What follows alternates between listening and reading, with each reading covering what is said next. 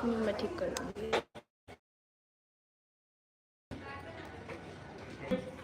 बाढ़ को लेकर इस वक्त जो है देश में बहुत बड़ी राजनीति भी चल रही है और साथ कहीं ना कहीं बाढ़ के दृश्य को देख के जो है लोग असहम भी जाते हैं। लोगों का कहना है कि आखिर ये कौन सी दे आपदा है जो 2025 ने लोगों की जान को खाती जा रही है और बेबस कर दिया है। कहीं ना कहीं एक सवाल बहुत बड़ा है कि क्या 2025 आधी जनता को खत्म ही कर देगा या ये रौद्र रूप जो देखने को अक्सर हमें मिल रहा है, चाहे वो हिमाचल हो चाहे पंजाब का फ्लड हो, कहीं ना कहीं ये एक ऐसा विचार मन में लाता है कि आखिर निकल के जाए तो जाएगा। आप मेरे पीछे जो तस्वीर देख रहे हैं ये प्रधानमंत्री मोदी जी की तस्वीर है जो आज हिमाचल में वहां के लोगों से मिले, सीएम सुक्खू के साथ वहां बैठे और उनसे बातचीत की। लेकिन एक ही सवाल लोगों के मन में है, अभी भी वो चिंताजनक चेहरा आप जो देख सकते हैं मेरे पीछे तस्वीरों में, कि आखिर अब क्या। मंडी की बात करें तो मंडी में तबाही ने कोहराम मचा रखा है, शायद आपको समझ नहीं आएगा। मंडी के बाद अगर हम बात करें सिर्फ हिमाचल जोन की, तो हिमाचल में इस बार करीब इतनी तबाही मची है, ऐसा रौद्र रूप लिया है बाढ़ ने कि कहीं ना कहीं ये सोचने पे मजबूर कर देता है कि कहीं ना कहीं हम इंसानों की ही वजह है। राज्य आपदा प्रबंधन प्राधिकरण एसडीएम के अनुसार गुरुवार शाम तक 2 राष्ट्रीय हिमाचल जहां पे सड़क का बनना भी बहुत बड़ी बात होती है, कहीं ना कहीं वो ध्वस्त हो गई और लोगों के बीच वो सड़क रही नहीं। 2 पुल टूट गए, आपस में 2 गांवों का कनेक्शन टूट गया, बिजली के नाम पे वहां कुछ भी नहीं है। और कहीं ना कहीं ये जो आंकड़े हमारे सामने आते हैं, 1230 बिजली वितरण ट्रांसफार्मर बाधित हो चुके हैं और 416 जलापूर्ति योजनाएं ठप पड़ी हैं। अगर बचाव की बात करें तो राज्य कार्यों पर भी, विशेषकर चंबा जिले में जहां इस सप्ताह के शुरू में मणि महेश यात्रा पर आए 7 से 8 हजार यात्री अभी भी वहां फंसे हुए हैं। ये आप आंकड़े सुन रहे हैं, 7 से 8 हजार यात्री अगर वहां फंसे हुए हैं।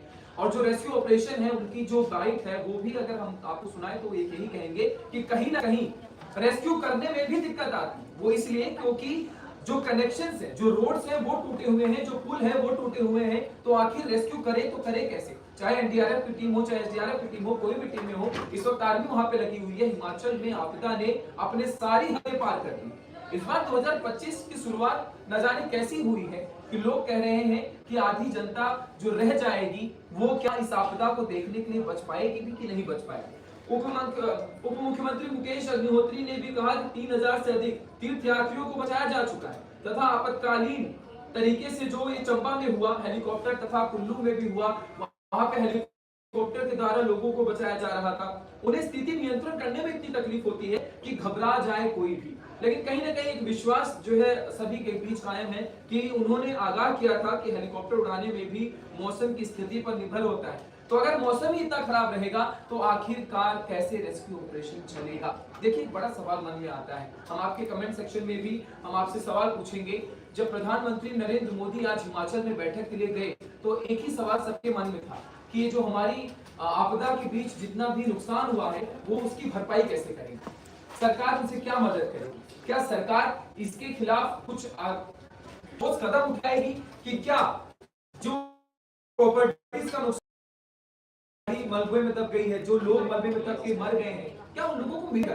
क्या सरकार की तरफ से राहत मिलेगी? कहीं ना कहीं कांग्रेस का जो जवाब आता है सामने वो यही आता है कि ये आपदा कहीं ना कहीं हमें हमारे समीक्षण में ही नहीं था कि जो है इतनी बड़ी आपदा हो जाएगी। देखिए, ये पहाड़ी राज्यों के सामने अनूठी चुनौतियां, विकास और प्रगति के बीच संतुलन बनाने के लिए अलग नीति का आवश्यकता है जो कि सरकार वहां अपना भी।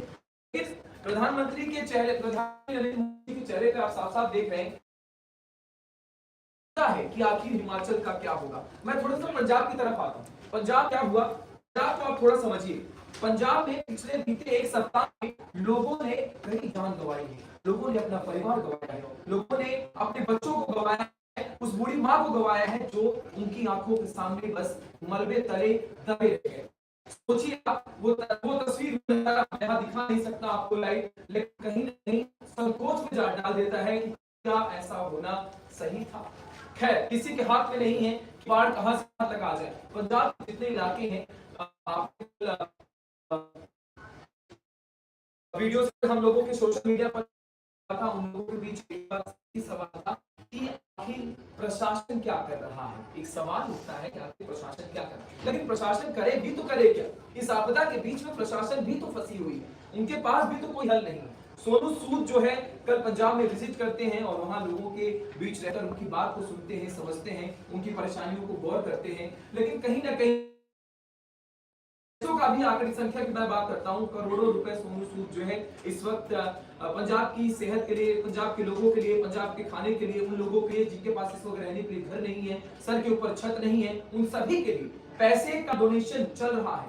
लेकिन एक सवाल मन में है कि इन पैसों से क्या होगा, क्या वो जिंदगियां लौटाई जाएंगी, क्या वो लोग जिनके माँ के सामने उनके बच्चों की जिंदगी चली गई, जिन बच्चों के सामने उन्होंने अपने माँ बाप को खो दिया, पहाड़ों के साथ साथ पंजाब की वो धरती जहां पे अन्न, खाना और किसान सबसे ज्यादा पाए जाते हैं। जो पंजाब आज अन्न के बिना रह गया है, जो पंजाब अन्न को पैदा करता है, वो पंजाब इस वक्त खुद अन्न के लिए तरस रहा है। लोगों की तस्वीरें वहां पे जब आती हैं तो दिल दहल उठता है सोचकर कि आखिर इसका अंजाम क्या होगा। क्या उन खेतों में वो फसलें जो बर्बाद हो गई वो वापस आ पाएंगी। अक्षय कुमार ने भी सामने आकर डोनेशन की बात कही, लोगों को बोला कि पूरा दिलासा दिया कि कहीं ना कहीं वो भी लोगों के साथ खड़े हैं, लोगों की मदद करेंगे। लेकिन एक सवाल वही, जैसा मैं शुरुआत में बोल रहा था कि आखिरकार इसका अंत कब होगा, कब जाकर ये ठहरेगा। वैसे मौसम विभाग का कहना है कि अभी 1-2 दिन जो है बारिश थोड़ी कमी रहेगी, लेकिन आप समझिए एक चीज, हिमाचल हो चाहे पंजाब हो और कई और ऐसे जिले हैं जहां पे कहीं ना कहीं बाढ़ से लोग प्रभावित हैं। और मैं आपको पंजाब को लेकर एक बात और बताऊंगा, पंजाब फ्लड को लेकर पंजाब में जितनी भी बड़ी त्रासदी आई है वो कहीं ना कहीं लोगों को विचलित कर ही सकती है, क्योंकि वहां के विजुअल्स जो सोशल मीडिया और न्यूज चैनल्स के जरिए आप तक पहुंच रहे हैं वो बहुत दर्दनाक है। क्योंकि आपने देखा होगा एक माँ, एक बुजुर्ग माँ अपने बच्चों को हाथ में लेकर बस गुहार लगा रही थी कि कहीं ना कहीं कोई आएगा जो उसकी मदद करेगा। देखिए पंजाब फ्लड को लेकर एक अपडेट ये भी आई सामने कि जो वहां के सीएम हैं आज से 2 दिन पहले वो आइसोलेशन आईसीयू में भर्ती हो गए और लोगों को जो है सोशल मीडिया पे एक ही बात सुनने को मिल रही थी कि अब पंजाब का क्या होगा। देखिए सवाल बड़ा है, जहां का सीएम जो है खुद आइसोलेशन आईसीयू में भर्ती हो और 2 दिन बाद उनका एक वीडियो कॉल लोगों के साथ मीटिंग करते हुए वायरल हो रहा हो, तो सवाल मन में बनता भी है आखिरकार पंजाब का क्या होगा। पंजाब का क्या होगा ये तो वक्त बताएगा, लेकिन मॉनसून का ये डेडली साल रहा है, पंजाब में ऐसा कभी भी देखने को अभी तक नहीं मिला। देखिए दोस्तों, एक खबर तो मैं इस वक्त लाई हूं आपके साथ और जाते जाते मैं आपको बस एक बात बताना चाहता हूं, ये मौसम कहीं जिंदगियां ले गया, कहीं करोड़ों लोगों का नुकसान करके गया है, लेकिन अभी भी लोगों के बीच उम्मीद और वो लोग जो अभी अपने आप आगे आ रहे हैं, चाहे सेलिब्रिटीज हों, चाहे नेता हों, जितने भी लोग आगे आ रहे हैं उनकी मदद के लिए कहीं ना कहीं एक राहत जरूर नजर आती है कि जो भारत में 10 सालों में बाढ़ का बड़ा केंद्र नहीं रहा, देश की कुल जमीन का 10% हिस्सा अब इसकी चपेट में आ चुका है। आप समझिए 10 सबसे बड़ा हिस्सा इसकी चपेट में आ चुका है। हिमाचल से लेकर जम्मू कश्मीर, उत्तराखंड, पंजाब, लोगों ने इस बार देखा कि इसी प्रकृति जैसे प्रकृति बदला गया है, कहीं ना कहीं ये सही भी है। और इसी के साथ भारी बारिश, कमजोर बांध और अतिक्रमण कारण रहे हैं, जो एक बड़ा कारण लोगों के जरिए बताया जा रहा है। मैं आपको एक आंकड़ा और बता देता हूं जाने से पहले। भारत पिछले 10 सालों में बाढ़ का सबसे बड़ा केंद्र बन गया। 2014 से 2024 के बीच देश के 3 लाख वर्ग किलोमीटर से ज्यादा क्षेत्र यानी देश की कुल जमीन का 10% किसी न किसी तरह बाढ़ से प्रभावित हुआ। इसी के साथ खासकर पंजाब, हिमाचल और उत्तराखंड जैसे राज्यों में मानसून की भारी बारिश ने बड़ी तबाही मचाई। नदियों का उफान, कमजोर बांध और जल निकासी की रुकावट ने बाढ़ को भयानक बना दिया। 2025 में पंजाब की बाढ़ ने स्थिति को और गंभीर कर दिया।